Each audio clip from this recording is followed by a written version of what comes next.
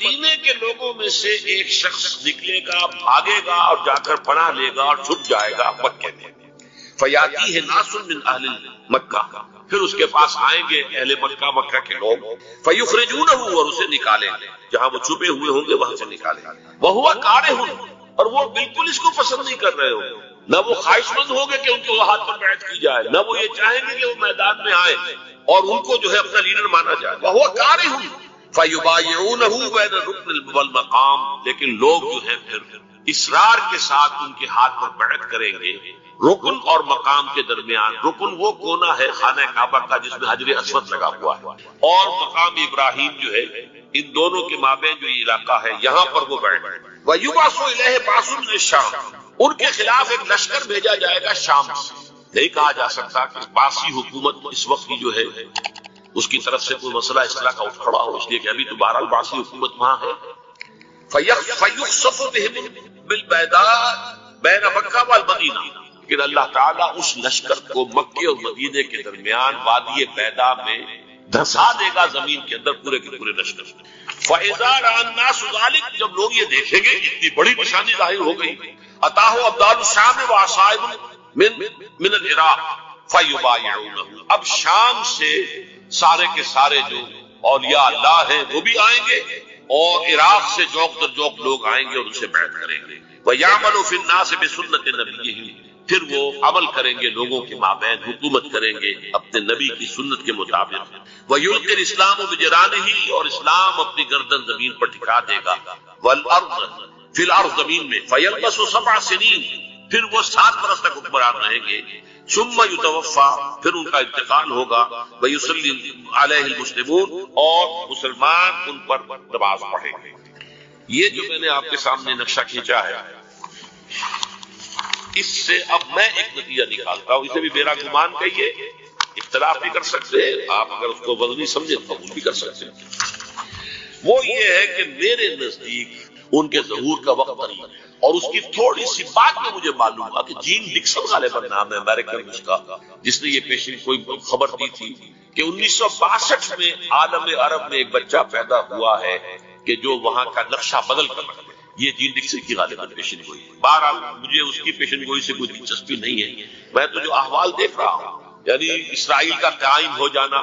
اور اس کے بعد اب یروشلم کا مسلمانوں کے ہاتھوں سے نکل جانا، اور اب گویا کہ وہ الملحمۃ العظمیٰ جو ہے تلی کھڑی ہے، کسی بھی وقت جو ہے یہ جو ہے وہ لاوا پھٹ سکتا ہے، آتش فشاں پھٹ سکتا ہے. تو یہ تمام حالات ایسے ہیں کہ جن کی وجہ سے میں سمجھتا ہوں کہ ایک تو جو قرآن مجید کے اشارات میں نے آپ کو بتائے، 14 صدیاں، 14 دن میں چاند کا پورا ہونا، والقمر اذا اتسق، 14 دن میں 14ویں کا چاند. اسی طرح اب یہ 14 صدیوں کے بعد یہ صدی جو 15ویں صدی ہے، یہ در حقیقت ظہور امام مہدی، جو قدرت کی طاقتیں ہیں، کائناتی قوتیں، ان پر غیر معمولی غلبہ، اختیار حاصل ہو جائے گا، اور وہ دجال متصرف ہوگا ان تمام قواعد طبیعہ پر، بالکل ایسے انداز میں جیسے کبھی انبیاء کرام علیہ السلام کو اللہ تعالیٰ معجزے عطا فرماتا ہے. وہ معجزے کہ جو اللہ تعالیٰ کے فضل و کرم سے اللہ کے رسولوں کو عطا ہوئے ہیں، گویا کہ وہ سب کی سب کیفیات ہیں کہ جو دجال کے بارے میں قرآن مجید یا احادیث نبویہ میں وارد ہے. مثلا پہلی بات یہ بتائی گئی کہ اس کے لیے فاصلہ بے معنی ہو کر رہ جائے گا، انتہائی تیز رفتاری ہوگی جو اسے حاصل ہوگی. چنانچہ الفاظ یہ ہے کل غیر سے استدبرت بردی، وہ ایک ایسے طوفان کے مانند جو ہے وہ سیلاب آئے گا کہ جیسے کوئی بہت زوردار آندھی جو ہے اس کے ساتھ طوفان آیا کرتا ہے. آپ سائیکلون کا تصور کیجئے کہ جس طریقے سے وہ ایک انتہائی تیز رفتار ہوا جو ہے وہ طوفان کو لے کر آتی ہے، اس طور سے وہ فتنہ پھیلے گا. ایک اور حدیث میں الفاظ ہے فلا تدع قرية الا حبطتها في 40 ليلة، یہ مسلم شریف کی روایت ہے حضرت نواس بن سمعان رضی اللہ تعالی عنہ. کوئی قریہ تک نہیں چھوڑے گا دنیا کی کوئی آبادی چھوٹی سے چھوٹی جس میں وہ نہیں پہنچ جائے گا 40 دن کے اندر. یہ اس کی تیز رفتاری کا عالم ہوگا. گویا کہ میں تعبیر کر رہا ہوں اسے ان الفاظ سے کہ فاصلہ بے معنی ہو کر رہ جائے گا. اسی کے ضمن میں بعض اور روایات آئی. سواری جو ہے اس دجال کی اس کو گدھے سے تعبیر کیا گیا ہے، اس لیے کہ ظاہر بات ہے اس دور میں اور کسی شے کا اگر تذکرہ کیا جاتا ہوائی جہاز کا یا راکٹس کا تو وہ تو لوگوں کی سمجھ میں نہ آتا، اور پہلے انہیں ساری سائنس پڑھانی پڑتی تب وہ الفاظ استعمال کرتے. لہذا وہ اس کا خچر، اس کا جس پر سواری ہوتی ہے، لیکن اس کی تیز رفتاری کے لیے الفاظ آئے ہیں کہ اس کا ایک قدم اگر مکے میں ہوگا تو دوسرا قدم شام میں جا کر، اور الفاظ یہ آئے ہیں کہ اس کے دونوں کانوں کے درمیان فاصلہ جو ہے وہ 40 باڑ کا یعنی 80 ہاتھ کا ہوگا، بلکہ حضرت علی رضی اللہ تعالیٰ عنہ کے خطبے میں جو اس کا بیان ہوا ہے کہ اس کا ایک کان جو ہے وہ 30 ہاتھ لمبا کان ہوگا اس کا۔ ابھی ذرا یہ صرف احادیث آپ سنتے جائیے، پھر اس کے بارے میں ان سب کو جوڑ کر جو ہمیں نتیجہ نکالنا ہے اس پر گفتگو بات۔ اسی طرح آواز کا معاملہ کہ اس کی آواز چہار ٹانگے عالم میں بیک وقت سنی جائے۔ الفاظ یہ ہے ینادی بصوت لہو یسمع لہو ما بین الخافقین، وہ ایک ایسی آواز کے ساتھ پکارے گا کہ جسے مشرق و مغرب کے مابین رہنے والا ہر شخص اس کی آواز جو ہے گویا کہ وہ تمام فاصلوں کے جو پردے ہیں اس کے لیے وہ حائل نہیں رہیں گے، بلکہ یہ کہ اس کی آواز جو ہے پوری دنیا میں مشرق و مغرب میں بیک وقت سنائی دے گی۔ تیسری بات معلوم ہوتی ہے کہ علاج معالجہ وہ اس انتہا کو اور عمل جراحی اس انتہا کو پہنچ جائے گا۔ یہاں وہ الفاظ آئے ہیں جو قرآن مجید میں حضرت مسیح کے معجزات کے لیے آیا۔ حضرت مسیح کے الفاظ جو ابرئ الاکمہ والابرص کہ میں مادرزاد اندھے کو اور جو کوڑھ کا مرض تو ان دونوں کو میں ٹھیک کر دیتا ہوں۔ حضرت مسیح علیہ السلام صرف ہاتھ پھیرتے تھے اور مادرزاد جو نابینا ہے اندھا بینائی اس کی آ جاتی تھی اور کوڑھی جو ہے اس کے جسم پر ہاتھ پھیرتے تھے اس کا کوڑھ روک ہو جاتا۔ ابرئ الاکمہ والابرص وہی الفاظ آئے حدیث میں کہ دجال کو یہ قدرت حاصل ہو جائے گا۔ نمبر 2 یہ کہ وہ یحیی الموتیٰ، جیسے کہ حضرت مسیح کے الفاظ ہیں وہ یحیی الموتیٰ، میں زندہ کرتا ہوں مردے کو۔ حضرت مسیح فرماتے تھے ایک مردے کو قم بإذن اللہ، وہ کھڑا ہو جاتا تھا۔ بالکل اسی طریقے سے دجال کو بھی قدرت حاصل ہو جائے گی کہ وہ مردوں کو زندہ کرے گا۔ مزید وضاحت ایک حدیث میں یہ ہے کہ وہ ایک شخص کو آری کے ساتھ بیچ میں سے چیرے گا، 2 ٹکڑے کر دے گا، پھر سیدھے گا اور زندہ کرے گا۔ معلوم یہ ہوا کہ علاج معالجے کا علم اور دوسرے یہ کہ جراحی کا علم جو ہے وہ اپنی ان بلندیوں کو پہنچے گا کہ اس حد تک انسان کی رسائی ہو جائے گا۔ چوتھی بات، اس کو زمین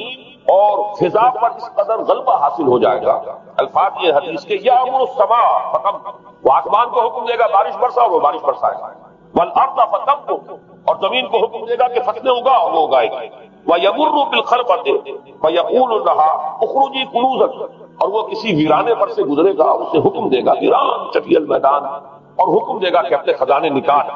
اور فرمایا اس کا نتیجہ یہ نکلے گا فَتَتَّبِعُهُ كُنُوزُهَا، اس زمین کے جو خزانے ہیں وہ نکل کے اس کے ساتھ چلنے شروع ہو جائے گا۔ زمین پر قدرت، فضا پر قدرت، بارش کا حکم ہوگا وہ بارش ہو جائے گا، آسمان بارش برسائے گا، زمین اپنے خزانے اگل دے گی۔ پانچویں بات، وَيُبْعَثُ مَعَهُ الشَّيَاطِينُ عَلَى صُورَةِ مَن مَاتَ،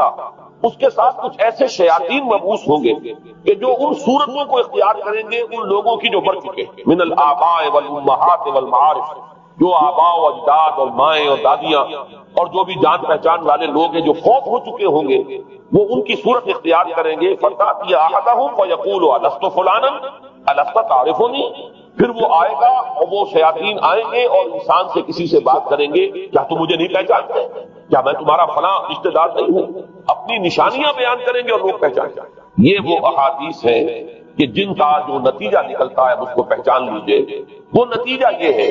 کہ حضور صلی اللہ علیہ وسلم نے دجالی فتنے کے جو اوصاف بیان کیے یا جو علامات بیان کی، ان کا حاصل یہ ہے کہ سائنس اور ٹیکنالوجی کی وہ بلندیاں انسان کو حاصل ہو جائیں گی کہ جو چیزیں کبھی رسولوں کے موجزوں سے ظہور پذیر ہوتی تھی وہ قوانین طبیعہ پر تصرف کے باعث خود انسان کر دیں گے۔ یہ ہے در حقیقت حاصل۔ چنانچہ آج آپ دیکھیے وہ جو اس کا گدھا ہے وہ ہمارے آج کل کے ہوائی جہاز ہے،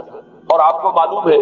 کہ یہ رڈار جو ہیں ان کے ہوائی جہازوں کے یہ بالکل اینڈز پر ہوتے ہیں، ان کے بازوؤں پر، اور یہی ان کے کان ہیں، انہی سے انہیں وہ معلومات حاصل ہوتی ہیں۔ خود ان کی لمبائی چوڑائی جو ہے وہ کتنی ہے، اور پھر یہ کہ ان کے درمیان فصل جو ہے وہ 80 ہاتھ کا یا 40 باڑ کا وہ موجود ہے، اور جہاز کی ایک اڑان اب تو کئی بار پہنچ گئی کہ آپ کو معلوم ہے کہ پوری دنیا کی گرد بھی ایک جہاز جو ہے وہ چکر لگا لیتا ہے چند گھنٹوں کے اندر۔ لیکن یہ ہے کہ عام جو رفتار ہے اس میں بھی ایک پڑاؤ سے دوسرے پڑاؤ تک ایک جگہ سے جس کو ہاپ کرنا کہتے ہیں یہ بھی کم سے کم 500-700 میل کا عام طور پر سفر جو ہے وہ جہاز طے کر رہا ہے۔ اسی طریقے سے ہماری جو سائنس کی خاص طور پر جو طبی سائنس ہے اب اس میں جس طریقے سے کہ زندہ رکھا جاتا ہے انسانوں کو، اور وہ ویجیٹیبل چاہے کہا گیا ہے ان کو ہیومن ویجیٹیبل، لیکن یہ کہ دل کی دھڑکن بھی چلائے جا رہے ہیں، خوراک بھی پہنچا رہے ہیں، آدمی جو ہے وہ زندہ سال تک زندہ رہتا ہے۔ اور یہ کہ سرجری بعض جانوروں پر تو یہ بات ہو چکی ہے کہ کاٹے گئے ہیں اور پھر ان کو سی دیا گیا ہے، جوڑ دیا گیا ہے۔ یہ تمام جو بھی معجزے ہیں اس وقت سائنس دکھا رہی ہے۔ اسی طرح اگر یہ معجزہ دیکھنا ہو کہ زمین لب و دب جہاں کہیں کوئی آثار نہیں تھے کسی ایک پتے تک کے اگنے کے، اگر وہاں لہلہاتے ہوئے آپ کو چمن دیکھنے ہو تو ویسے سب سے پہلے تو یہ معاملہ ہوا تھا اسرائیل نے جو کر کے دکھایا تھا، لیکن اب تو آپ ابو ظبی چلے جائیے، سعودی عرب میں چلے جائیے. سعودی عرب کے اندر حال یہ ہے کہ آپ اگر ہوائی جہاز سے سفر کریں ریاض سے جدے تک تو آپ کو جگہ جگہ بڑے سرکولر پیچز نظر آئیں گے جہاز سے نہایت، اور اس کے اندر جو ہے آرٹیفیشل اریگیشن کے ذریعے سے اور بہت عمدہ وہاں کاشت ہو رہی ہے، بہت خوبصورت پارک ہے وہ تمام کے تمام سرکولر پیچز، اس لیے کہ جو اریگیشن ہوتی ہے وہ ویلز کے ذریعے سے ہوتی ہے کہ جو ایک سرکل میں چلتے ہیں اور پانی کی وہ آرٹیفیشل بارش جو ہے وہ ہوتی رہتی ہے. باقی یہ کہ فضا سے آرٹیفیشل رین، یہ تو بہت ہی سادہ سی بات ہے کہ فضا کے اندر ایٹماسفیرک کنڈیشن کو ذرا تبدیل کیا جائے تو بارش آ جاتی ہے. اور باقی رہ گیا آواز کا یہاں سے باہر جانا، وہ تو آواز ہی نہیں، تو آپ صورتیں دیکھ رہے ہیں. آپ نیو یارک میں بیٹھا ہوا خطاب کرے، آپ پوری دنیا کے اندر جہاں چاہیں وہ آل ورلڈ اینٹینا آپ کے پاس صرف ہونا چاہیے. باقی یہ کہ آپ دنیا کے کسی بھی گوشے میں بیٹھے ہوئے کسی شخص کا خطاب ضرور سن سکتے ہیں. تو معلوم یہ ہوا کہ در حقیقت یہ جو دجالی فتنہ ہے، یہ اس کے اوصاف جو بیان کیے گئے، ابھی میں اس کو لفظ فتنہ سے تعبیر نہیں کر رہا، اسے جس چیز نے فتنہ بنایا وہ ابھی میں آپ سے عرض کروں گا، لیکن یہ جتنے اوصاف حدیث میں آئے، جتنی صفات بیان ہوئی، جو قوائف وہاں سامنے آ رہے ہیں، ان سب کا حاصل تو ایک لفظ میں یہ ہے کہ سائنٹیفک ڈیولپمنٹ اور ٹیکنالوجیکل ڈیولپمنٹ وہ اس درجے کی ہو جائے گی کہ قواعد طبیعیہ فورسز آف دی نیچر پر انسان کو تصرف اور تسلط حاصل ہو جائے گا اور وہ انہیں استعمال کرے گا، اور اس طریقے سے اس کے اندر وہ ساری کی ساری کیفیات جیسے کہ آج ہم دیکھ رہے ہیں اپنی نگاہوں کے سامنے وہ پیدا ہو جائے گا. اب سوال یہ ہے کہ اس شے کو فتنہ کس چیز نے بنایا، یہ بات سمجھ لیجیے. جہاں تک سائنسی ترقی کا تعلق ہے، تکنیکی ترقی کا تعلق ہے، یہ چیزیں فی الاصل فتنہ نہیں ہے. یہ تو علم آدم الاسماء کلھا کا ظہور ہے. اللہ تعالیٰ نے ازل میں حضرت آدم علیہ السلام کو جو صلاحیت عطا فرمانی تھی، یہ ایکسفولیشن ہے اس کا ظہور ہے. جیسے کہ آم کی گٹھلی میں آم کا درخت ہے، لیکن ظاہر بات ہے کہ اس کو درخت بننے میں وقت لگتا ہے. پہلے وہ 2 پتے نکلتے ہیں، پھر وہ بڑھتا ہے معاملہ، کئی سال میں جا کر وہ درخت جو ہے وہ جوان ہوگا، وہ پھل دے گا. اسی طریقے سے یوں سمجھئے کہ بالقوہ وہ علم حضرت آدم علیہ السلام کو دے دیا گیا، یعنی وہ صلاحیتیں ولیت کر دی گئی، وہ فیکلٹیز، سمع اور بصر اور فؤاد، دیکھو سنو نتیجہ نکالو اور آگے بڑھو. آپ نے چیز دیکھی، ایک سنی، نتیجہ نکالا، اس کو نوٹ کیا، آگے بڑھے، پھر کوئی چیز دیکھی، پھر کوئی سنی، اپنے ثابت جو نتیجہ آپ نے نکال کر محفوظ کیا تھا اپنی میموری میں، اس کے ساتھ اس کو ٹیلی کیا، کوئی اور نتیجہ نکلا ہے اور آگے بڑھے. تو یہ تو سٹیپ بائی سٹیپ، قدم بہ قدم انسانی علم آگے بڑھ رہا ہے. یہ ہرگز فتنہ نہ ہوتا، میرے الفاظ پر توجہ کیجیے، اگر اس کے ساتھ متوازن طور پر ایمان اور روحانیت کا ارتقا بھی ہوتا ہے. اگر اس کے ساتھ اللہ کی معرفت، اللہ کی محبت، آخرت کا ایمان، منزل انسان کی جو ہے وہ آخرت ہے، دنیا نہیں ہے، اگر یہ چیزیں ساتھ کے ساتھ ہوتی تو یہ ہرگز فتنہ در حقیقت اسے جس نے بنایا ہے وہ یہ ہے کہ کچھ ایسے اسباب ہوئے ہیں، اور وہ اسباب آج مجھے بیان کرنے کہ در حقیقت موجودہ عیسائیت اس کا سب سے بڑا سبب ہے. اس کے نتیجے میں ایک بہت بڑا گیپ ہے، اپالنگ گیپ ہے، بڑا مہیب خلا ہے، بڑی وسیع خلیج ہے جو حائل ہو چکی ہے کہ ایمان اور روحانیت ختم ہوتے چلے گئے اور یہ ٹیکنیکل اور سائنٹیفک ڈیولپمنٹ بڑھتی چلی گئی. ان دونوں کے درمیان جو مہیب خلا پیدا ہوا ہے اس نے اسے فتنہ بنا دیا ہے، اور عظیم ترین فتنہ بنا. ورنہ اگر اس کے ساتھ ہی اللہ پر ایمان، آخرت پر ایمان اور انسان کے اندر ایمانی کیفیات، اس کی روحانی کیفیات اگر یہ بھی برقرار رہتی بلکہ اس کے ساتھ متوازن طور پر ان کو ترقی کرنا چاہیے تو یہ ہرگز فتنہ نہیں ہے. تو پہلی بات یہ سمجھ لیجیے کہ اگرچہ دجالی فتنے کے جو صفات، اس کے اوصاف، اس کی علامات، اس کے مظاہر جو بھی حدیث کے ذریعے سے ہمیں معلوم ہے، جس کا میں نے ابھی آپ کے سامنے تذکرہ کیا، وہ سب در حقیقت تعبیر ہے اس دور کا جو محاورہ ہے، اس دور کی جو زبان ہے، اس دور میں جن الفاظ سے گفتگو کی جا سکتی تھی، اس دور کے ایڈیم میں آج کی جو سائنٹیفک اور ٹیکنالوجیکل ترقی ہے گویا کہ اس کی تعبیر کی گئی ہے کہ وہ دجالی فتنہ ہوگا. لیکن اس شے کو فتنہ بنانے والی شے در حقیقت یہ ہے کہ ایک بہت بڑی خلیج حائل ہو چکی ہے ایمان اور روحانیت اور دوسری طرف سائنٹیفک اور ٹیکنالوجیکل ڈیولپمنٹ میں. ان دونوں کے درمیان اتنا بوجھ اور فصل پیدا ہو گیا ہے کہ جس کی وجہ سے اس نے فتنے کی شکل اختیار کیا. اس کا سبب کیا ہے آج ہمیں اس پر غور کرنا ہے. دیکھیے حضرت مسیح علیہ السلام کا دین، اور جیسا کہ میں نے عرض کیا ہے سورہ کہف کے پہلے رکوع میں تذکرہ ان کا ہو رہا ہے، وَيُنذِرَ الَّذِينَ قَالُوا اتَّخَذَ اللَّهُ وَلَدًا مَا لَهُم بِهِ مِنْ عِلْمٍ وَلَا لِآبَائِهِمْ كَبُرَتْ كَلِمَةً تَخْرُجُ مِنْ أَفْوَاهِهِمْ يَقُولُونَ إِفْكًا كَذِبًا فَلَعَلَّكَ بَاخِعٌ نَفْسَكَ عَلَىٰ آثَارِهِمْ إِن لَّمْ يُؤْمِنُوا بِهَٰذَا الْحَدِيثِ أَسَفًا. ان آیات کا پہلے ترجمہ آپ سن لیجئے. جو پہلی آیات ہے ان کا ترجمہ ہم کر چکے ہیں. کل حمد اس اللہ کے لیے ہے جس نے اپنے بندے پر کتاب نازل فرمائی اور اس میں کوئی کجی نہ رکھی، جو بالکل سیدھی ہے اور خبردار کرتی ہے ایک ایسی بڑی عظیم اور مہیب جنگ سے کہ جو خاص اللہ کی طرف سے ہوگی، اور بشارت دیتی ہے مومنین کو جو نیک عمل کریں کہ ان کے لیے بہت بڑا اور بہت عمدہ اجر ہے، ماکثین فیہ ابدا، وہ اس میں رہیں گے ہمیشہ ہمیشہ۔ وَيُنذِرَ الَّذِينَ قَالُوا اتَّخَذَ اللَّهُ وَلَدًا، اب تو رات بات آئی، اور تاکہ خبردار کر دے ان کو جنہوں نے یہ کہا کہ اللہ نے کسی کو اپنا بیٹا بنایا ہے۔ مَا لَهُم بِهِ مِنْ عِلْمٍ، نہیں ہے ان کے پاس اس کے بارے میں کوئی علم، وَلَا لِآبَائِهِمْ، نہ ان کے آباء و اجداد کے پاس کوئی علم تھا، کوئی عقلی دلیل نہیں، کوئی اللہ کی اتاری ہوئی کسی کتاب میں، اللہ کے اتارے ہوئے کسی صحیفے میں اس کے لیے سند نہیں۔ وَلَا لِآبَائِهِمْ كَبُرَتْ كَلِمَةً تَخْرُجُ مِنْ أَفْوَاهِهِمْ، بہت بڑی بات ہے کہ جو نکل رہی ہے ان کے منہوں سے، إِن يَقُولُونَ إِلَّا كَذِبًا، نہیں بول رہے یہ، نہیں کہہ رہے یہ مگر جھوٹ۔ فَلَعَلَّكَ بَاخِعٌ نَفْسَكَ عَلَىٰ آثَارِهِمْ، تو اے نبی صلی اللہ علیہ وسلم شاید کہ آپ اپنے آپ کو ہلاک کر لیں گے ان کے آثار پر۔ یا آثار کے لفظ کو میں بھی یوں کا تو رکھ رہا ہوں، بعد میں اس کی وضاحت کروں گا۔ إِن لَّمْ يُؤْمِنُوا بِهَٰذَا الْحَدِيثِ آسَفًا، اگر یہ لوگ ایمان نہ لائے اس حدیث پر، یہ حدیث قرآن، اس پر اگر یہ ایمان نہ لائے، جیسے کہ وہاں فرمایا گیا تھا اگر رحمت خداوندی میں داخل ہونا ہے اے بنی اسرائیل تو یہ شاہدرہ ہے رحمت خداوندی کا قرآن حکیم، آؤ اور داخل ہو جاؤ۔ یہاں پر ان عیسائیوں کو متنبہ کیا جا رہا ہے اگر وہ اس حدیث پر، یہ حدیث اللہ، اللہ کی کتاب، احسن الحدیث کتاب متشابہہ فبأی حدیث بعدہ یؤمنون، اگر اس اللہ کی حدیث پر، اللہ کی کتاب پر یہ ایمان نہ لائے تو جو ان کے آثار ہوں گے، جو نتائج نکلیں گے ان پر اے نبی شاید کہ آپ اپنے آپ کو صدمے اور رنج اور غم سے ہلاک کریں۔ یہ ہے در حقیقت وہ آیات جن میں تذکرہ ہو رہا ہے عیسائیت کا، لیکن عیسائیت سے مراد کیا ہے اسے سمجھیے۔ حضرت مسیح علیہ السلام کا دین تو بعین ہی وہی دین تھا جو دین آدم سے لے کر محمد تک صلی اللہ علیہ وسلم وعلیہ السلام جتنے انبیاء آئے ہیں ان کے دین میں کوئی فرق نہیں، دین توحید وہی ایمان، البتہ شرائع کے اندر شریعتوں میں کوئی تفصیلی احکام کا فرق ہوا ہے، شریعت موسوی اور شریعت محمدی میں اللہ صاحب صلاۃ وسلام تھوڑا تھوڑا فرق ہے، دین ایک ہی۔ شرع لكم من الدين ما وصى به نوحا والذي اوحينا اليك وما وصينا به ابراهيم وموسى وعيسى، دین میں تو ہم نے وہی سے تمہارے لیے بھی معین کی ہے مسلمانوں، کہ جس کی کہ ہم نے نوح کو وصیت کی تھی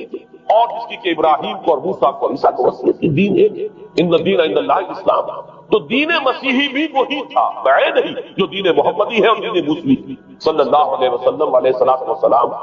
البتہ حادثہ جو نہایت عظیم پیش آیا اور وہ یہ ہے کہ ساؤل اس کا نام تھا پہلے،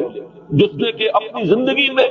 حضرت مسیح علیہ السلام جب تک موجود تھے دنیا میں شدید انہیں تکلیفیں پہنچائی، شدید ایذائیں پہنچائی، ان کی مخالفت پر کمر بستہ رہا، لیکن اس کے بعد جب انہیں اٹھا لیا گیا، یا عیسائیوں کے عقیدے کے مطابق وہ سولی دے دیے گئے، اور اس کے بعد ان کا عقیدہ بھی یہ ہے کہ سولی پانے کے بعد پھر وہ زندہ ہو کر آسمان پر چلے گئے، جبکہ ہم یہ سمجھتے ہیں اور ہمارا ایمان ہے کہ انہیں سولی دی نہیں گئی بلکہ انہیں تو پہلے ہی اٹھا لیا گیا تھا، ان کی جگہ کوئی اور ہے۔ انجیل برنباس نے یہ بات بالکل واضح کر دی کہ در حقیقت وہی حواریین میں سے جس نے کہ غداری کی تھی اور پکڑوایا تھا، مخبری کی تھی، وہی ہے جس کی شکل بنا دی گئی تھی حضرت مسیح علیہ السلام کے جیسی مانند، اور وہ شخص ہے کہ جو سولی چڑھا۔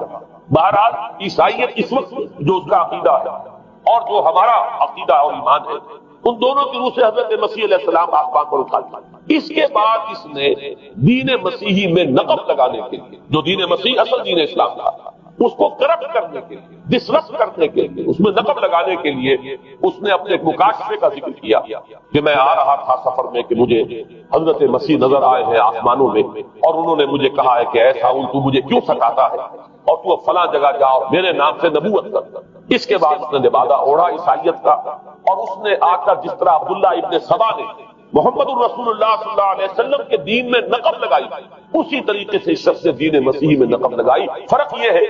کہ دین محمدی صلی اللہ علیہ وسلم کیونکہ یہ آخری دین تھا، اب کوئی اور رسول آنے والا نہیں، اللہ تعالیٰ کی طرف سے اس دین کو، اس شریعت کو ایک پروٹیکشن حاصل ہے، لہذا ایک جزو کی حد تک گمراہی جو ہے پھیل سکی، کل پر محیط نہیں تھی۔ لیکن بدقسمتی سے دین مسیحی کے بارے میں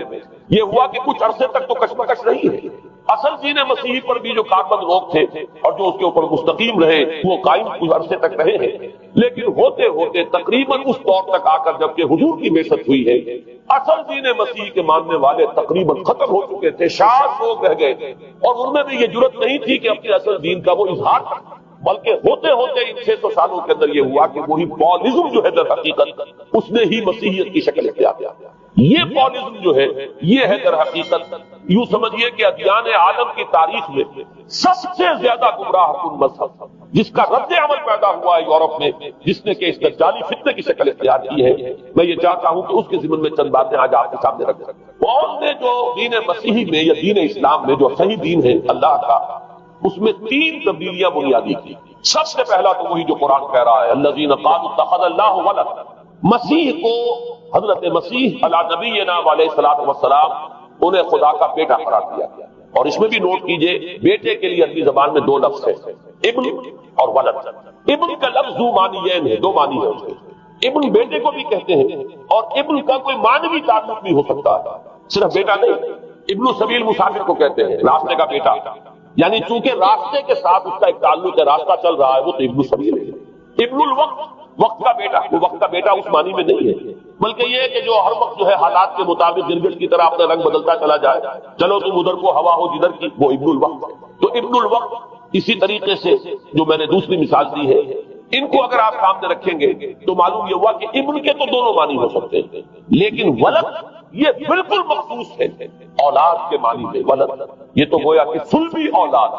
اور عیسائیت وہ ہے مذہب کہ جس نے کہ بدترین شرک کی صورت اختیار کی ہے، اور ان کے ہاں عقیدے میں یہ الفاظ ہیں کہ مسیح اللہ کا، خدا کا صلبی بیٹا، تاکہ کوئی شک نہ رہ جائے کہ کوئی اور نسبت ہے جسے ابن سے تعبیر کیا گیا، کوئی اور تعلق ہے جس کے لیے یہ لفظ اختیار کیا گیا، صلبی کا لفظ استعمال کیا گیا ہے کہ یہ خدا کا صلبی بیٹا۔ اور یوں سمجھیے اب اس کا جو نتیجہ نکلا کہ بیٹا اگر کسی کا ہے تو ظاہر بات ہے کہ وہ ہم جنس ہے، ہم نوع ہے اپنے باپ۔ انسان کا بیٹا انسان ہوگا، سید زادہ جو ہے سید کا بیٹا سید ہوگا، مغل کا بیٹا مغل ہوگا، گھوڑے کا بیٹا گھوڑا ہوگا، گدھے کا بیٹا گدھا ہوگا۔ معلوم یہ ہوا کہ بعین ہی جو کچھ باپ ہوتا ہے وہی بیٹا ہوگا۔ لہذا اس لفظ نے در حقیقت شرک کی بدترین صورت اختیار کی کہ بالکل اللہ کے برابر، اللہ کا ہم نوع، گویا کہ بدترین شرک جو ہے شرک فی الذات ہے۔ اور شرک فی الذات کی بدترین صورت یہ ہے کہ جو عیسائیت میں آئی ہے کہ حضرت مسیح علیہ السلام کو اللہ کا صلبی بیٹا قرار دیا۔ اب اس کے نتیجے میں چونکہ ظاہر بات ہے کہ آخر بائبل بھی موجود تھی، اس بائبل کو ایک دم کیسے ختم کر دیتا سینٹ پال؟ سینٹ پال کہیں یا بارل، میں تو لفظ سینٹ اس کے ساتھ استعمال نہیں کرنا چاہتا، لیکن چونکہ ہمیں یہ ہدایت ہے قرآن مجید کی بھی کہ جو باطل معبود بنا لیے جاتے ہیں انہیں بھی ہم کوئی ان کے لیے توہین والے الفاظ استعمال نہ کریں، لہذا میں یہ لفظ استعمال کر رہا ہوں، ورنہ جی تو چاہتا ہے کہ کوئی اور لفظ اس کے لیے استعمال کیا جائے۔ لیکن جو بھی اس وقت دنیا میں اس کا معروف نام ہے پال، سینٹ پال، تو اس نے چونکہ ظاہر بات ہے کہ پوری بائبل کو کیسے ختم کر دیتا، ایک دم تورات کو کیسے ختم کر دیتا؟ تورات تو آج تک چلی آ رہی ہے بائبل کے ساتھ،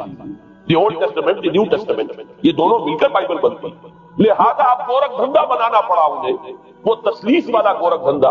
3 میں 1، 1 میں 3، توحید بھی ہے تسلیس بھی ہے، 3 میں 1، 1 میں 3۔ اور یہ وہ شے ہے کہ جس نے عقیدے کا تعلق عقل سے منقطع کر دیا۔ اسے سمجھ میں آنے والی بات ہے، 3 میں 1، 1 میں 3، ایک گورکھ دھندا ہے۔ نتیجہ انہوں نے یہ نکالا کہ ڈوگما در حقیقت اس کا عقل سے کوئی تعلق نہیں، ڈوگما اس عقیدہ ہے، اور اس عقیدے ہی کے اوپر سارے دین کی بنیاد ہے، باقی وہ عقل میں آئے نہ آئے، عقل کے لیے قابل قبول ہو یا نہ ہو۔ یہ بات اچھی طرح سمجھ لیجئے کہ اگرچہ ہمارے ہاں ہم بھی یہ بات کہتے ہیں کہ بہت سے حقائق جو ہے کائنات کے وہ ایسے ہیں کہ جن تک عقل کی رسائی نہیں، اس کے لیے ہم مجبور ہیں، محتاج ہیں وحی کی ہدایت کے۔ لیکن 2 چیزوں میں فرق کیجئے، ایک ہے عقل سے ماورا ہونا اور ایک ہے عقل کے خلاف ہونا۔ ان دونوں چیزوں میں زمین و آسمان کا فرق ہے۔ ایک وہ حقائق ہے کہ جو عقل از خود ان تک رسائی حاصل نہیں کر سکتی، لیکن جب وہ سامنے آتے ہیں تو عقل تسلیم کرتی ہے کہ ہاں یہ بات سمجھ میں آ رہی ہے۔ ایک وہ چیزیں ہیں کہ جن کو عقل تسلیم نہیں کرتی، تو ایک ہے مخالف عقل، ایک ہے برائے عقل۔ ان دونوں میں زمین و آسمان کا فرق ہے۔ ہمارے دین میں تو عقل کو اپیل کیا گیا، لعلکم تعقلون، لعلہم یعقلون، اولو الالباب الذین یعقلون۔ اب ظاہر بات ہے کہ عقل کو ہاتھوں برہانکم ان کنتم صادقین، لاؤ دلیل، تو دلیل سے عقل سے اپیل کی گئی۔ اور اس میں وہ رشتہ جو میں نے کئی مرتبہ بیان کیا علامہ اقبال کے اشعار کے حوالے سے کہ عقل گو آستہ سے دور نہیں، اس کی قسمت کے اوپر حضور نہیں، اور گزر جا عقل سے آگے کہ یہ نور چراغ راہ ہے منزل نہیں، منزل تک تو عقل نہیں پہنچائے گی لیکن راستہ تو دکھاتی ہے، اور جب کہ وحی کی روشنی سامنے آتی ہے تو عقل اس کی تصدیق کرتی ہے۔ یہ ہے ہمارا موقف اور یہ ہے عقلی معقول موقف۔ لیکن عیسائیت نے، بلکہ کہنا چاہیے پالزم نے، مجھے یہاں پر لفظ عیسائیت اب استعمال کرنا نہیں چاہیے اس لیے کہ حضرت عیسیٰ سے اب اس کی نسبت نہیں رہی، حضرت عیسیٰ سے اس کی نسبت نہیں، یہ مس نومر، یہ غلط نام۔ دی 100 کا مصنف جو ہے ڈاکٹر مائیکل ہارٹ، اس نے یہ بہت بڑی بات کہی، اس نے کہا در حقیقت موجودہ جو عیسائیت ہے اسے پالزم کہنا چاہیے، یہ پالزم ہے، کرسچینٹی نہیں ہے، اس لیے کہ در حقیقت حضرت مسیح علیہ السلام کی تعلیم جب تک وہ دنیا میں تھے وہ یہ نہیں تھی کہ جو پال ہے۔ البتہ اس نے پال کو بہت بڑا شخص مانا، اس میں کوئی شک نہیں، اس لیے کہ اس نے تاریخ کے گھارے کا جو ہے وہ رخ موڑ دیا، اللہ تعالیٰ کے صحیح دین کو گویا کہ قلع قمع کر کے نیا دین اس طریقے سے پھیلایا ہے کہ آج بھی شاید دنیا میں کثیر ترین تعداد عیسائیت ہی کے نام لیواؤں کی ہے، واللہ عالم، یا گوتم بدھ کے ماننے والوں کی ہے۔ بہرحال یہ کہ بہت بڑی تعداد میں آج حضرت مسیح علیہ السلام کی طرف جو منسوب ہے غلط طور پر دین، اس کے نام لیوا دیا گیا۔ اس اعتبار سے وہ یقیناً اس کا تو حق رکھتا ہے کہ اس کا نام اس کتاب میں آئے کہ جس نے تاریخ کے اوپر اثرات اپنے پیدا کیے۔ اور حضرت مسیح علیہ السلام جب تک دنیا میں تھے عیسائیت کی حقیقت بنی اسرائیل یا یہودیت کے ایک فرقے سے زیادہ نہیں تھی، ڈیٹیچ نہیں ہوا تھا یہ دین حضرت موسیٰ علیہ السلام کے دین سے، لیکن یہ کہ پال نے اسے بالکل ایک مستقل بذات ایک جداگانہ دین کی شکل دے دی ہے، تو یہ پالزم نے در حقیقت سب سے پہلا کام یہ کیا کہ عقل سے بالکل تعلق منقطع کر دیا۔ عقیدہ ڈوگما جو ہے وہ خلاف عقل، جو بات عقل میں آئے نہ آئے بس مان۔ تو پہلی تو یوں سمجھیے کہ نقب جو لگی ہے دین کے اندر وہ اس تسلیس کے حوالے سے، اور تسلیس کا گورکھ دندہ خلاف عقل، لہذا ڈوگما کی جو کا لفظ استعمال ہوا ہے کہ بس اس کو تو ہم مانیں گے چاہے وہ عقل کے لیے قابل قبول ہو چاہے نہ ہو۔ دوسرا، اس سے بھی زیادہ آپ دیکھیے ایک سے ایک بڑھ کر اینٹ رکھی جا رہی ہے، خشت اول چونے حد میں مار کر تاثریہ امیر ابد دیوال۔ دوسرا کفارے کا عقیدہ جو مبنی ہے صلیب کے عقیدے۔ مسیح نے انتہائی ذلت کی موت، یعنی صلیب کی موت جو ہے وہ خود کہتے ہیں کہ انتہائی ذلت کی موت، یہ ذلت کی موت کا پیالہ اس لیے کیا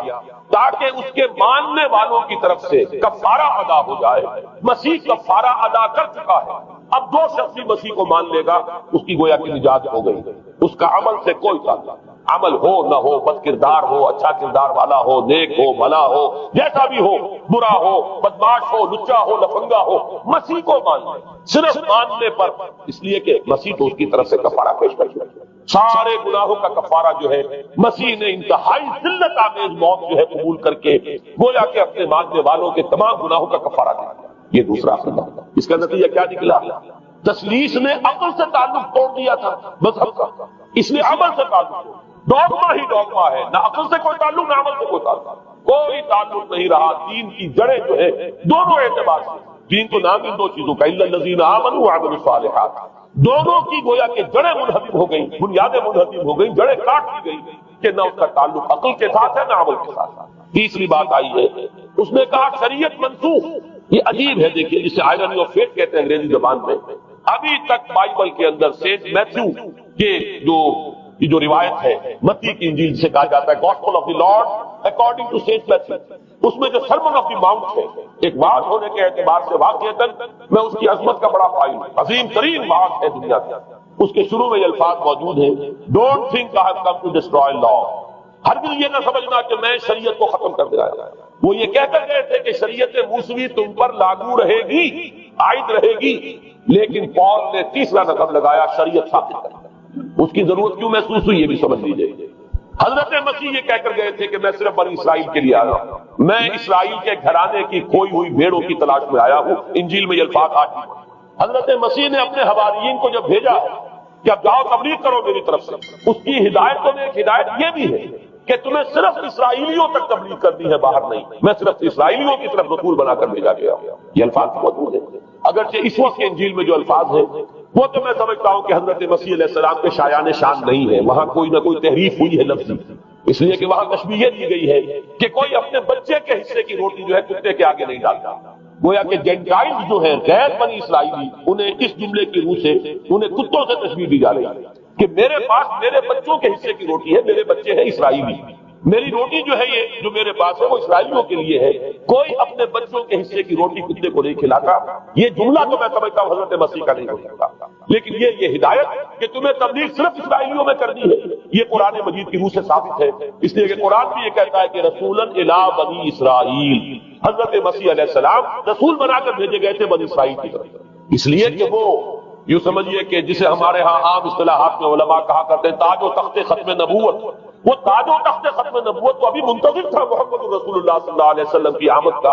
کہ وہی آئیں گے تو انہی کی بعثت ہوگی پوری نوع انسانی کی طرف. آپ سے پہلے کسی رسول کی بعثت پوری نوع انسانی کی طرف نہیں ہوئی بشمول حضرت مسیح علیہ السلام. ہر جو ہے رسول جو آیا ہے آپ سے پہلے اپنی اپنی قوموں کی طرف آیا ہے، لیکن اس قوم نے کیا کیا؟ پہلے تو یہ اصول توڑا. ہم اس دین مسیحی کی یا جو پولزم ہے اس کی اب تبلیغ کریں گے غیر اسرائیلیوں میں، وہاں انہیں دقت پیش آئی. شریعت موسوی بڑی بھاری شریعت ہے، اب وہ بھاری شریعت جو ہے اس کو قبول کرنا تو لوگوں کے لیے آسان نہیں. تو انہوں نے یہ کیا کہ یہ شریعت تم پر ساتھ، شریعت کا بوجھ تم پر نہیں، برڈن آف لا یہ تمہارے لیے نہیں. اور میں یہاں مثال دے دینا چاہتا ہوں، میں نے ہی تاریخ نے اپنے آپ کو دہرایا ہے. عبداللہ ابن سبا نے جو فتنہ شروع کیا تھا ہمارے ہاں، ہماری تاریخ میں جو اس کے اثرات سے پیدا ہوئے ان میں سے ایک جو ہے وہ شکل وہ اسماعیلیت والی ہے، کہ اسماعیلیت نے بھی بعین ہی یہی شکل اختیار کی ہے. ہندوستان میں آ کر جب اسماعیلی داعیوں نے جب تبلیغ کی ہے تو شریعت ثابت کر دیا. آج آپ کو جو اسماعیلی ملیں گے ان کے ہاں کوئی شریعت نہیں ہے، کوئی نماز و مسجد ان کی ہوتی ہے، جماعت خانہ ہوتا ہے، وہ کلب گھر ہے، آتے ہیں جمع ہوتے ہیں کھانا کھاتے ہیں، اللہ اللہ خیر صلی اللہ باتیں چیتیں کرتے ہیں. ان کے اوپر شریعت ہے ہی نہیں، نہ روزہ ہے نہ نماز. اور بعین ہی وہی جو اختیارات میں ابھی آپ کو بتاؤں گا کہ جو پوپ کے ہیں وہی ان کے امام حاضر کے اختیارات. بہرحال تیسری نقب جو میں نے عرض کی آپ سے وہ یہ تھی کہ شریعت منسوخ، اس کا نتیجہ کیا نکلا؟ اب دیکھیے ذرا غور کیجیے، ایک بہت بڑا خلا پیدا ہو گیا. وہ خلا کون پر کرے گا؟ شریعت کے بارے میں سارے اختیارات اب پوپ کو حاصل. وہ جس چیز کو چاہے حلال کر دے، جس چیز کو چاہے حرام کر دے، جس چیز کو چاہے قرار دے دے کہ یہ ممنوع ہے، جس چیز کی چاہے اجازت دے دے. اس لیے کہ اب شریعت تو نہیں، خلا ہے، اس میں سوالات تو پیدا ہو گئے، یہ کام کیا جائے یا نہ کیا جائے، کون کرے گا؟ تو جب شریعت ختم ہوئی تو سارا اختیار پوپ کے ہاتھ میں آ گیا. یہ میں بات میں ذرا اور تفصیل سے بتاؤں گا کہ کیسے کیسے اختیارات پھر مذہبی طبقے کے ہاتھ میں آئے ہیں. اس کے نتیجے میں تاریخ انسانی میں ورسٹ فارم آف تھیوکریسی پیدا ہوا. تھیوکریسی کسے کہتے ہیں؟ جو آج کی اصطلاح میں گالی تھیوکریسی. قائد اعظم کے جملے آپ نے کئی پڑھے ہوں گے. اسلام میں کوئی تھیوکریسی نہیں، مذہبی طبقے کی حکومت نہیں اسلام، اور 100% درست. تھیوکریسی کہتے ہیں ایک مذہبی حلقے کی، مذہبی طبقے کی حکومت، اس کے ہاتھ میں اختیارات آ. اور قرآن مجید میں اسی وجہ سے ان کے اوپر الزام لگایا گیا اتخذوا احبارهم ورهبانهم اربابا من دون اللہ. انہوں نے اپنے علماء اور صوفیوں کو اللہ کے سوا اپنے معبود بنا دیا. حضرت علی ابن حاتم رضی اللہ تعالیٰ عنہ جب ایمان لائے، یہ حاتم طائی جو مشہور ہے صحابت میں، ان کے بیٹے ہیں، قبیلہ طے سے ان کا تعلق ہے. حاتم طائی تو طے سے ہے، ان کے بیٹے علی یہ عیسائی تھے. یہ جب ایمان لائے اور پھر انہوں نے قرآن پڑھا تو انہیں ایک اشکال ہوا کہ قرآن مجید میں تو ہم پر الزام لگایا گیا ہے کہ اتخذوا احبارهم ورهبانهم اربابا من دون اللہ. تو عرض کیا انہوں نے ڈرتے ڈرتے عرض کیا ہوگا حضور کی خدمت میں کہ حضور یہ بات تو کوئی درست نہیں معلوم ہوتی، ہم نے تو کبھی اپنے علماء اور رہبان کو خدا نہیں سمجھا.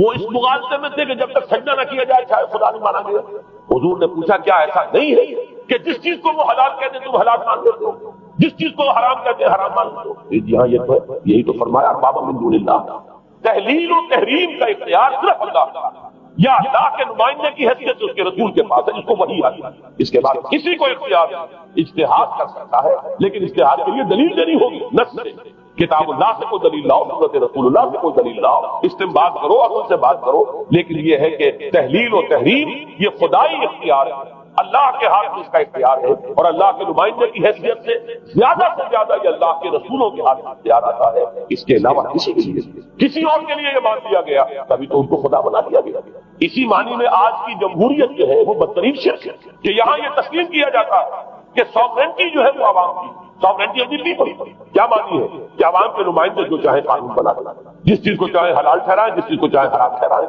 ان کے پاس حلت و حرمت کے جو پورے اختیارات ہیں ان کے پاس آ گئے. یہی تو خدائی مقام ہے، خدا کا مقام دے دیا گیا. اس سے بڑا شرک کیا ہوگا؟ در حقیقت حاکمیت غیر اللہ اس دور کا سب سے بڑا شرک. تو وہاں یہ حق جو ہے دے دیا گیا علماء کے ایک طبقے کو، پوپ کو. تو گویا کہ تاریخ انسانی کی بدترین تھیوکریسی، بدترین مذہبی استبدادی حکومت قائم ہوئی ہے یورپ میں. اس کے حوالے سے میں کچھ تاریخی حوالے بھی اب آپ کے سامنے رکھ سکتا ہوں۔ دیکھیے جب تک پال نے یہ کام شروع کیا ہے تو تقریباً 3 صدیوں تک تو یہ صرف ایک مذہبی تبلیغ کا کام تھا۔ انہوں نے کوششیں کی، محنتیں کی، پیغام پہنچایا، اور جیسا کہ میں عرض کر چکا ہوں اس وقت میں گڈمٹ پال کے ماننے والے بھی تھے اور حضرت مسیح کے جو اصل صحابہ تھے جو ان کے حواریین تھے ان کے ماننے والے بھی تھے، لہذا کشمکش ان کے اندر بھی چل رہی تھی۔ لیکن ظاہر بات ہے کہ حضرت مسیح کے اصل حواریین وہ تو اول تو یہ کہ اپنی گفتگو رکھ رہے تھے محدود بنی اسرائیل تک، نمبر 2 یہ کہ انہوں نے تو شریعت کو ثابت نہیں مانا، جنگل کی آگ کی طرح جو مسیحیت پھیلی ہے وہ پالیزم والی تھی، اس لیے کہ اس میں تو کوئی شریعت کا کوئی بوجھ نہیں، کوئی حلال نہیں، کوئی حرام نہیں، کوئی نماز نہیں، کوئی روزہ نہیں، لہذا یہ تیزی کے ساتھ اور 300 برس تک تو ایک کشمکش جو ہے جاری رہی، انہوں نے تبلیغیں کی، مصائب جھیلے، کشمکش اندر بھی چلی باہر بھی چلی، لیکن اس کے بعد قیصر روم کانسٹنٹائن، قسطنطین جسے کہتے ہیں، جس کا یہ قسطنطنیہ کانسٹنٹائن، اس نے یہ محسوس کیا بالکل اکبر کی طرح، جیسے اکبر نے محسوس کیا تھا کہ میری مملکت کے اندر یہ مذہبی تصادم جو ہے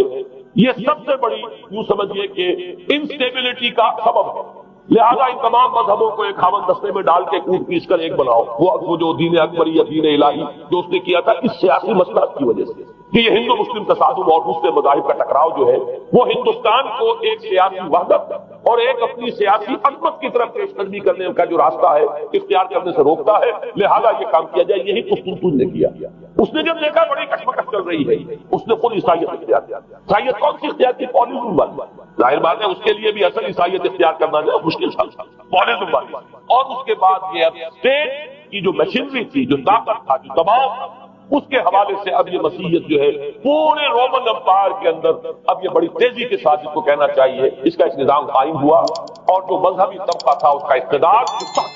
اس کے باوجود 200 برس اور گزرے۔ یونان چونکہ بہت بڑا مرکز تھا علم کا، فلسفے کا، سائنس کا، حکمت کا، آپ کو معلوم ہے یہ تمام ارسطو ہو، افلاطون ہو، یہ سب یونان کے ہیں، ارشمیدس ہو، یہ تمام کے تمام جو بھی ہے تو سائنس اور فلسفہ دونوں اس کا گہوارہ یونان تھا۔ یونانی حکما اعتراض کرتے تھے، لہذا سن 529 اس کو نوٹ کر لیا۔ جسٹینین ایک قیصر تھا اب قسطنطین کے 200 برس بعد، اس نے اپنی پوری مملکت میں فلسفہ اور سائنس کی تعلیم حرام کرا تھا، کوئی نہ فلسفہ پڑھ سکے گا نہ سائنس، جو فلسفہ پڑھے گا اس کو مرتد قرار دے دیا جائے گا اور زندہ آگ میں جلا دیا جائے گا۔ انکوزیشن کورٹ قائم ہوئی، وہ صرف مذہبی عدالتیں اس لیے قائم ہوتی تھی کہ جس کے بارے میں معلوم ہو جائے کہ یہ فلسفہ پڑھتا ہے یا یہ سائنس پڑھتا ہے، اس لیے کہ فلسفہ اور سائنس دونوں جڑ کاٹتے ہیں اس ڈوگما کی، وہ ڈوگما جو پالیزم والا ڈوگما ہے اس کی جڑ کھودنے والی ہے دونوں چیزیں، اور چونکہ وہ دونوں عقل کو اپیل کرتی ہیں، یہ ڈوگما عقل کے متضاد ہے، لہذا مذہب کا تحفظ اسی طرح ہو سکتا ہے کہ اب ان دونوں کو بالکل ممنوع قرار دے دیا جائے۔ یوں سمجھیے کہ تقریباً 1000 برس تک یورپ نے، چونکہ سب سے بڑی امپائر ہے، یورپ میں فلسفہ اور حکمت اور یہ سائنس کی تعلیم ممنوع ہے۔ یہ ہے در حقیقت سب سے پہلا کام جو جسٹینین نے کیا 529 میں۔ اس کے بعد آگے چل کر پوپ کا جو اقتدار ہے وہ اتنا زبردست بنا ہے، پوپ کو اختیار حاصل ہو گیا جس چیز کو چاہے وہ قانون کا درجہ دے، اس لیے کہ شریعت تو ہے نہیں، خلا پوپ کون کرے گا؟ پوپ کو اختیار حاصل ہو گیا، وہ جس کے گناہ چاہے معاف کرے۔ اب دیکھیے اگرچہ ویسے تو گناہ پہلے ہی معاف ہو گئے کہ جس نے مسیح کو مان لیا گناہ تو معاف ہو گئے اگلے پچھلے سب، لیکن یہ کہ پھر بھی ایک خلش رہ جاتی ہے انسان کے دل میں، کیونکہ ایک اخلاقی حص انسان کے اندر اللہ نے پیدا کی ہوئی، جب کوئی شخص کرتا ہے، کوئی بدکاری کرتا ہے، کوئی چوری کرتا ہے، ڈاکہ ڈالتا ہے، تو وہ جو ایک کانشنس ہے وہ جو پرک کرتا ہے اس کو بھی ختم کرنے کے لیے اگر پوپ یا کارڈینل یا اس کے کسی نمائندے کے سامنے جا کر اعتراف گناہ کر لو اور کچھ اس کی مٹھی گرم کرو، کچھ ہدیہ پیش کرو، تو توبہ نامہ، معافی نامہ تمہیں دے دیا جائے گا، اور وہ جو چیز ہے وہ تمہارے لیے سند ہے کہ کوئی تم سے بات کو تمہارے گناہ کے لیے۔ پھر ان کی قیمت ہے، ان کے لیے بڑے بڑے جو ہے ہدیے مقرر کیے گئے۔ تیسری چیز بائبل کا اول تو یہ کہ مفہوم جو ہے وہ کوئی سند نہیں، اس لیے کہ بائبل ہانٹ کر رہی تھی، اولڈ ٹیسٹمنٹ بھی ہے، یہ حضرت مسیح کی یہ 4 انجیلیں بھی ہیں، یہ تعلیم کچھ اور ہے، لہذا بائبل جو ہے وہ سند نہیں ہے، سند پوپ کا جو ہے فرمان وہ سند، بائبل کی شرح کرنے کی، بائبل کی طرف سے کوئی دلیل لانے کی کسی کو کوئی حق حاصل۔ یہ جب تھا، یہ تشدد تھا یورپ میں، یہ وہ دور تھا جبکہ اسلام پھیل رہا تھا۔ میں نے اس لیے آپ سے کہا تھا، نوٹ کرایا آپ کو، 529 میں جسٹینین کا یہ فرمان، 571 میں حضور کی ولادت ہو رہی ہے، وہی صدی، اور 630 کے آس پاس، بلکہ 629 کے آس پاس سلطنت روما کے ساتھ مسلمانوں کا ٹکراؤ شروع ہوا. تو یہ تاریخی ان کو ریلیشن جو ہے ذہن میں رکھیں. جس وقت مسلمان آئے اور 200-300 برس جو ان کے عروج کے ہیں، اس وقت آپ کو معلوم ہے کہ تقریباً 6 صدیاں ہو چکی تھی کہ یورپ بالکل جس کو کہا جاتا ہے ڈارک ایجز، انتہائی تاریخی مذہبی جبر اور استبداد، اس کے سوا کچھ نہیں. اور ملاؤں کی حکومت جسے آپ کہیں گے، جسے آج کل کی اصطلاح میں کہا جائے گا، وہ جس کو چاہے جو چاہے سزا دے دے، پوپ کو اختیار حاصل ہے. کسی کے بارے میں ذرا جیسے بعض اوقات خبریں سچی ہیں یا جھوٹی، لیکن میں مثال دے رہا ہوں جیسے خبریں آتی رہی ہیں ایران کے بارے میں کہ کہیں اگر معلوم ہو گیا تو پاسداران انقلاب پہنچے اور سمری ٹرائل اور فوراً ختم کیا گیا. اس قسم سے انکوزیشن رپورٹ جو ہے وہ کورٹ وہاں قائم ہوئی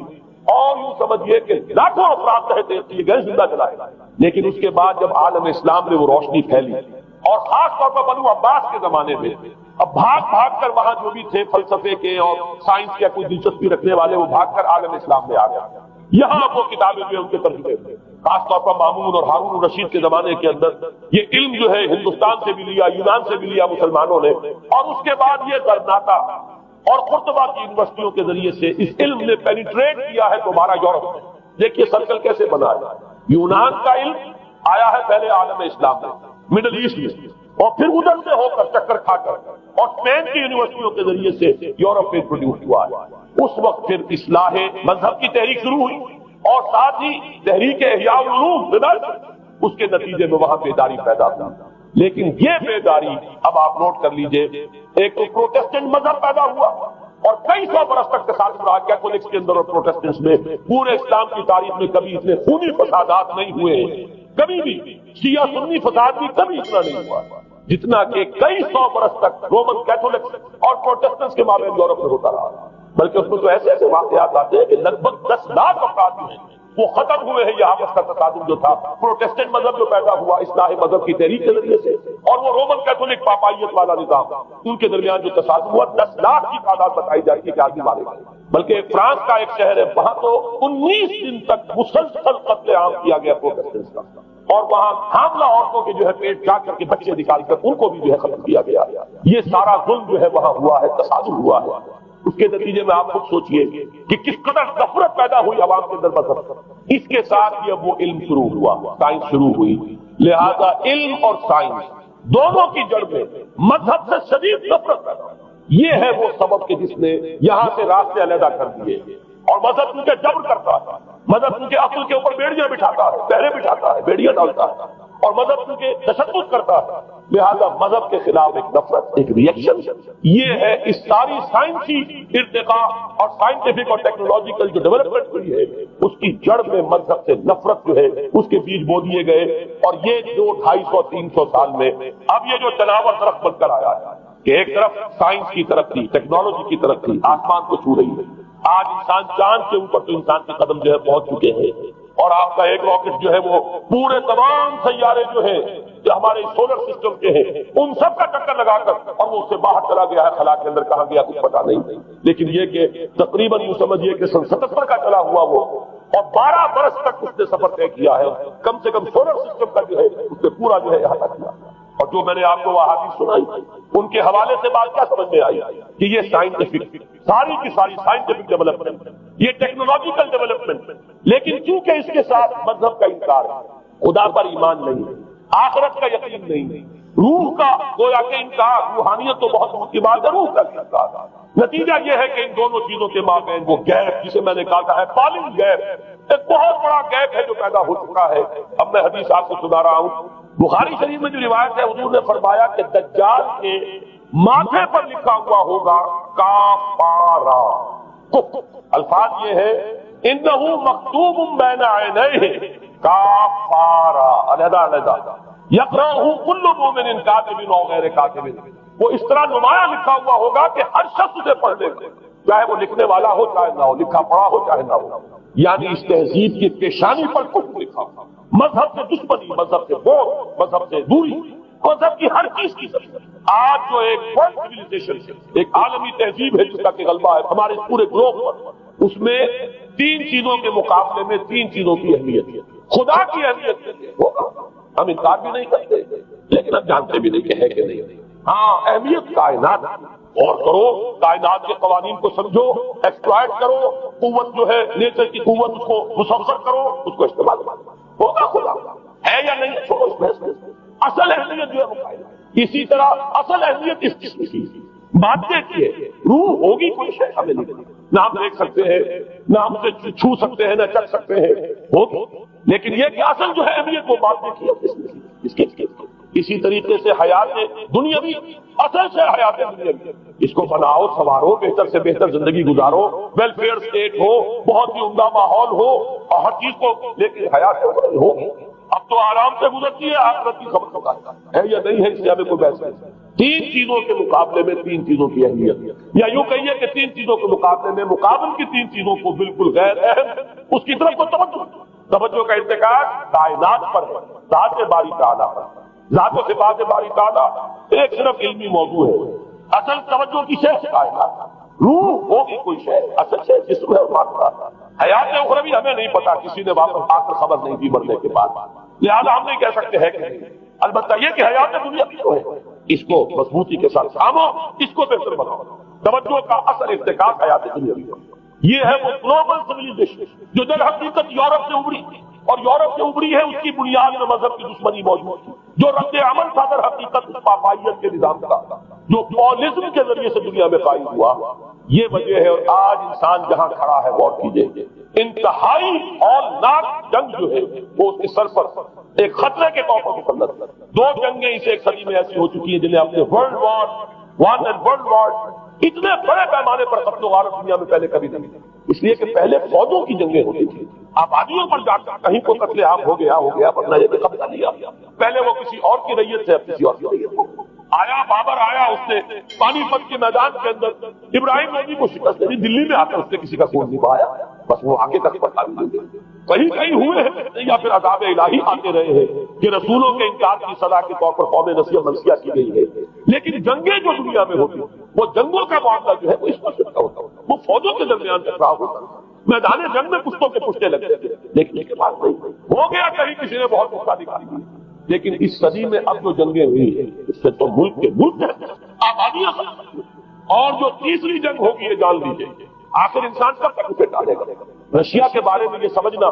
کہ وہ پیچھے ہٹ گیا ہے، پسپائی اختیار کر لی، اس نے بہت بڑی حماقت ہے، وہ در حقیقت اب ڈپلومیسی کی راہ سے سپریمیسی چاہتا ہے، لہذا تصادم تو ہو سکتا ہے۔ مولانا مداد الحسن گیلانی رحمۃ اللہ علیہ کے خیالات جو ہے وہ مجھے اس سورہ کہف کے ابتدائی آیات کے ضمن میں مجھے ان سے اتفاق ہے، اور بہت سی چیزیں ان سے ماخوذ ہیں۔ اسی طریقے سے جو حدیث اب میں آپ کو بتا رہا ہوں میرے سامنے اس کا مطلب نہیں ہے، مولانا حامد میاں رحمۃ اللہ علیہ انہوں نے مجھے یہ بتایا تھا کہ جو میں نے جمع کیے ہیں حالات و واقعات، قیامت سے پہلے جو حالات و واقعات پیش آنے والے ہیں جن کی پیشین گوئی احادیث میں ہے، ان سے معلوم ہوتا ہے کہ ایک بہت بڑی خوفناک، اتنی بڑی خوفناک ہے، اور ان کے الفاظ یہ ہے کہ اس میں دونوں فریق جو ہوں گے ان میں بڑی تعداد عیسائیوں کی ہوگی، ادھر بھی ادھر بھی، ایک طرف البتہ عیسائیوں کے ساتھ مسلمان بھی ہوں گے، یہودی بھی ہوں گے، اور دوسری طرف خالص عیسائی طاقت، اور ان کے درمیان اتنی خوفناک جنگ ہوگی۔ الفاظ ان کے یہ ہے اس حدیث کے جو انہوں نے مجھے بتایا، ایک پرندہ سینکڑوں میل تک پرواز کرے گا اور اسے سوائے لاشوں کے اور کچھ نظر، آپ تصور کیجیے اگر ایٹمک بار ہو جاتی ہے تو یہی ہوگا، تحس نحس ہو جائے گا، ختم ہو جائے گا۔ اور یہ چیز جو ہے یہ بہرحال یہ جس پر کچھ فائل اپ کیا گیا ہے، یہ ڈسٹرکٹیو فورس سائنس کی یوں سمجھیے کہ معراج اب یہی ہے۔ اب تو اسٹار وارز کی باتیں ہو رہی ہے کہ صرف زمین پر نہیں، باہر بھی یہ جنگیں ہمیں لڑنی پڑے، لیکن یہ کہ اس کا کیا ہوگا۔ امریکہ میں ایک پکچر تیار کی گئی تھی دی ڈے آفٹر، غالباً اس کا نام ہے، اس میں ایک نقشہ دکھایا گیا ہے اس قدر ہولناک کہ یہ 100 اونچی منزلہ عمارتیں جو ہے یہ ایسے جیسے کہ کچے گھروں میں ہوتے ہیں، ایسے وہ پگھل کر رہ جائے گی، اور یوں سمجھیے کہ انسان جو ان کے اندر ہوں گے، ایک ایک منزل کے اندر، ایک ایک ایسی 100 منزلہ عمارت کے اندر ہزاروں آدمی ہوتے ہیں، جیسے کہ کوئی ایسی کالونی ہو کوئی ان کی ڈیوٹیوں کی، اور اس پوری کالونی کو آپ اپنے پاؤں سے بسر دیں، ایسے انسانوں کا اگر وہ جنگ ہو جاتی جس کا نقشہ کیا گیا۔ یہ ہے در حقیقت وہ بات کہ جو مولانا مناظر الحسن گیلانی فرما رہے ہیں ان آیات مبارکہ میں، وَيُنذِرَ الَّذِينَ قَالُوا اتَّخَذَ اللَّهُ وَلَدًا، تاکہ خبردار کر دے یہ قرآن ان لوگوں کو جنہوں نے کہا ہے کہ اللہ نے بیٹا بنایا، بدترین شرک کا جنہوں نے ارتکاب کیا، اور اسی ولدیت مسیح کے عقیدے سے وہ ساری کرپشن جو ہے دین خداوندی کی، دین مسیح کی اصل جو دین تھا اس کی جو ہوئی ہے، اس کے نتیجے میں آج نوع انسانی وہاں کھڑی ہے۔ اسی لیے آیت نمبر 2 میں فرمایا وَيُنذِرَ بَأْسًا شَدِيدًا مِّن لَّدُنْهُ، تاکہ خبردار کر دیں. ایک بہت بڑی جنگ ہمارے اکثر مفسرین نے یہاں پہ ایک بہت بڑا عذاب کہہ کر جو ہے وہ گزر گئے، لیکن واحد یہ لفظ ہے قرآن مجید کا یہ مقام ہے جہاں لفظ پاس آیا. اور مولانا مناظر حسن گیلانی نے بحث کی بات تو جنگ کو کہتے ہیں، قرآن مجید میں جہاں بھی یہ لفظ آیا جنگ کو کہتے ہیں. تو ایک بہت بڑی ہولناک جنگ جس کے لیے فرمایا باللدن ہو، یہ تمہارے اپنے پیمانوں پر نہیں آئے گی، یہ تمہارے حساب کتاب میں نہیں آ سکتا جو ڈسٹرکشن ہوگی. جیسے کہ آپ علم لدنی کہتے ہیں، ایک علم وہ ہے جو جانے بوجھے طریقے سے حاصل کیا جاتا ہے، ایک علم لدنی ہے جو خاص اللہ تعالیٰ اپنے کسی بندے کو عطا فرما دے. اس جنگ کی جو ہلاکت سیدھی ہے وہ تمہارے حساب کتاب میں آنے والی نہیں ہے. لِيُنذِرَ بَأْسًا شَدِيدًا مِّن لَّدُنْهُ وَيُبَشِّرَ الْمُؤْمِنِينَ الَّذِينَ يَعْمَلُونَ الصَّالِحَاتِ أَنَّ لَهُمْ أَجْرًا حَسَنًا مَّاكِثِينَ فِيهِ أَبَدًا. البتہ اللہ تعالیٰ بچائے گا اپنے اہل ایمان کو جو نیک عمل پر بھی قائم. اب میں وہ حدیث آپ کو سنا دوں. میں نے پہلے بخاری کی حدیث آپ کو سنا دی کہ اس پورے فتنے کے معلوم ہوگا کہ اس کی دونوں آنکھوں کے مابین کافارا لکھا ہوا ہے. گویا کہ یہ سمبل ہے، یہ علم، یہ علامت ہے اس جدید موجودہ تہذیب کی. الحاد، مادہ پرستی، خدا کا انکار، آخرت کا انکار، روح کے وجود کا انکار. اس کے بارے میں فرمایا یہ ابو داؤد کی روایت ہے. واللہ ہے تو خدا کی قسم وہ وقت جب آئے گا ان الرجل لیاتی ہے وهو يحسب انه مؤمن، ایک شخص حاضر ہوگا اس کے پاس دجال کے پاس اور وہ شخص اپنے آپ کو مومن سمجھتا ہوگا کہ مومن ہے. وَيَتَّبِعُهُ بِمَا يُبْعَثُ بِهِ الشُّبْهَاتِ، لیکن جو شبہات اس فتنے کی وجہ سے اس کے اندر پیدا ہو جائیں گے اس کی وجہ سے وہ بھی اسی کی پیروی کریں گے. آج آپ عالم اسلام کا نقشہ دیکھیے، ذہنوں کے اندر جو شبہات ہیں، ایمان کے بارے میں یقین کی کیفیت کتنوں کو حاصل ہے، وہی ساری ہماری بھی ویلیوز ہے، وہی مادی تہذیب جو ہے آج ہم بھی اسی کے پیروکار ہیں. سمجھتے ہیں اپنے آپ کو مسلمان، سمجھتے ہیں وہ، لیکن ذرا تجزیہ کیجیے. اسی کو میں نے اپنے اس کتاب میں اسلام کی نشر ثانیہ میں تفصیل سے واضح کیا کہ در حقیقت رگوں پے میں سراج کر گئی یہ تہذیب. بظاہر جو ہے نظر آتا ہے جیسے روئے ارضی پر زمین کے اوپر تو آپ کو کہیں اونچائی نظر آ جائے گی، کہیں نیچائی نظر آ جائے گی، کہیں پانی ہے، کہیں خشکی ہے. ذرا اوپر چلے جائیں تو ہوا ہے، ہوا کا غلاف پورے پورے ارضی کو اپنے اندر لیے ہوئے. یہی حال ہے ہر ملک میں. آپ چلے جائیں نیچے کے لوگوں میں کچھ مذہب نظر آ جائے گا تھوڑا بہت. ہندوستان میں بھی اگر کوئی مندروں میں جاتا ہے گھٹیا آدمی جاتے ہیں، بیچارے نیچ لوگ جاتے ہیں، بڑا تو آدمی کوئی نہیں جاتا. ہمارے ہاں بھی جا کے ہوتے ہیں مساجد میں سفارا تو غریب، پردہ رکھتے ہیں اگر کوئی تمہارا تو غریب. شہروں میں ایک کاروباری طبقہ ضرور ایسا ہے جو نماز روزے کے ساتھ کا ایک شوق ہے، لیکن آپ جا کے دیکھ لیجیے دیہات میں کیا حال ہے. تو معلوم یہ ہوا کہ نیچے تو شاید کچھ نہ کچھ فرق ہے. یہ مسلمان ملک ہے، یہ ہندو ملک ہے، یہ فلاں ملک ہے، یہ بدھ مت کا ملک ہے. لیکن اوپر چلے جائیں یعنی ہر ملک کے اوپر جو ایلیٹ ہے، جو اعلیٰ تعلیم یافتہ، جو آپ کی ملٹری اور سول بیوروکریسی ہے ٹاپ کی، وہ تو ایک ہی رنگ میں رگیں گے. ان کا لباس وہی، ان کا رہن سہن وہی، ان کا تمدن وہی. نام کا فرق اگر نہ ہو تو پتہ نہیں چلے گا یہ مسلمان ہے کہ ہندو ہے کہ سکھ ہے. پتہ چلے گا بی پی سنگھ نام ہے تو پتہ چلے گا کہ ہندو ہے. لیکن یہ کہ باقی اس کی وضاحت، اس کا لباس، اس کا اٹھنا بیٹھنا. آپ کے ہاں یہ تو کچھ عوامی دور میں آتے کرتا شلوار جو ہے وہ آئی ہے، لیکن وہ بھی اندرون ملک ہوتی ہے. باہر جا کر ہمارے اپنے لوگوں کے جو لباس ہوتے ہیں آپ کو دیکھیے کہاں فرق معلوم ہو جائے گا کہ کون مسلمان ہے اور کون ہندو اور کون پارسی ہے اور کون عیسائی. تو معلوم یہ ہوا کہ اوپر ایک ہی گلوبل سیویلائزیشن ہے جس کا کام ہو رہا ہے، اور اس سیویلائزیشن کے ماتھے پر لکھا ہوا ہے کافارا. اس میں وہ ایمان نہیں ہے، اس میں الحاد ہے، مادہ پرستی ہے، کفر. اس میں آخری حدیث جو میں آپ کو سنا رہا ہوں، حضور نے فرمایا آخر من یخرج الیہ النساء، اس فتنے کی طرف پیش قدمی کرنے والا آخری طبقہ ہوگا عورتوں. وہ جب اس تہذیب کی طرف لگیں گے، یہ طبقہ جب آگے بڑھے گا، یہ جو ہمارے ہاں بھی جلوس نکلتے ہیں، شریعت کا مذاق اڑانے والے جلوس، اسلامی احکام کی نفی کرنے والے جلوس نکل رہے ہیں، اور ان کے جس طریقے سے ڈسپلے ہوتا ہے اخبارات کے اندر، جتنا ان کے لیے اعزاز، جتنی ان کے لیے یہاں پر تکریم ہے ہمارے معاشرے کے اندر، اس کو پیش نظر رکھیے. آخر من یخرج الیہ النساء حتی ان الرجل لیرجع الی امہ وابنتہ واختہ وعمتہ فیوشکها رباطا. یہاں تک کہ ایک بندہ مومن کا حال یہ ہو جائے گا کہ وہ دوڑے گا اور کوشش کرے گا اپنی ماں کو، بیٹی کو، بہن کو، پھوپھی کو باندھ کر رکھے کہ وہ نکل نہ جائے. یہ حال ہو جائے گا کسی شخص کا. آج کتنے لوگ بے بس ہو چکے ہیں. اب وہ باندھ کر رکھنے والے بھی گویا کہ ہتھیار ڈال چکے ہیں، ورنہ یہ کہ ایک دور تھا کہ کچھ نہ کچھ باندھ کر رکھنے والے تو تھے، لیکن اب تو آزادی کی صورت آئی ہے تو باندھ کر رکھنے والے جو ہے وہ ہاتھ باندھ. اب تو آپ دیکھیں گے اچھے بھلے نظر یہ آتا ہے، داڑھی رکھی ہوئی ہے، خود جو ہے وہ مذہبی مزاج کے ہیں، لیکن بالکل بے پردہ تو خاتون جو ہے ان کے پیچھے بیٹھی ہوئی یا ان کے کار کے اندر ان کی برابر کی سیٹوں پہ بیٹھی ہوئی. بے پردگی، یہ اباحیت، ہمارے اخبارات کا جو حال ہے اس کو دیکھیے.